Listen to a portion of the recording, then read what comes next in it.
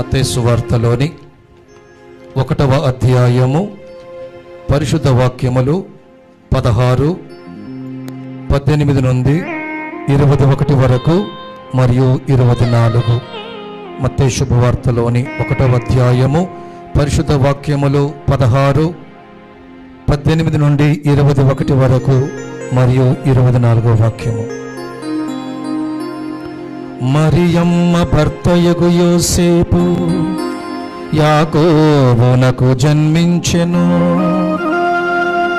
మరియమ్మకు క్రీస్తు అనబడు యేసు జన్మించెను.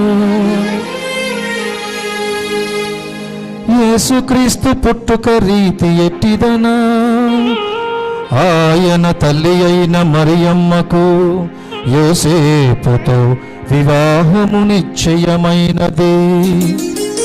కాని వారు ఇరువురును కాపురము చేయకముందే పవిత్రాత్మ ప్రభావము వలన మరియమ్మ గర్భము ధరించినది.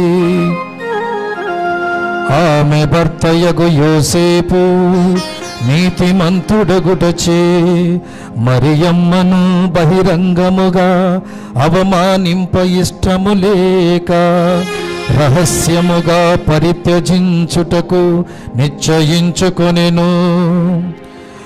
యోసేపు ఇట్లు తలంచుచుండగా ప్రభువు దూత కలలో కనిపించి, దావీదు కుమారుడవగు యోసేపు, నీ భార్య అయిన మరియమ్మను స్వీకరించుటకు భయపడవలదు. ఏలయనా ఆమె పవిత్రాత్మ ప్రభావము వలన గర్భము ధరించినది. ఆమె ఒక కుమారుని కనును. నీవు ఆయనకు యేసు అని పేరు పెట్టుము.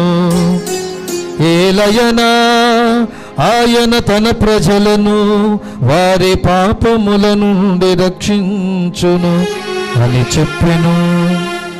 నిదుర నుండి మేలుకొనిన యోసేపు ప్రభువు దూత ఆజ్ఞాపించినట్లు తన భార్యను స్వీకరించెను. ఇది క్రీస్తు సువిశేషము.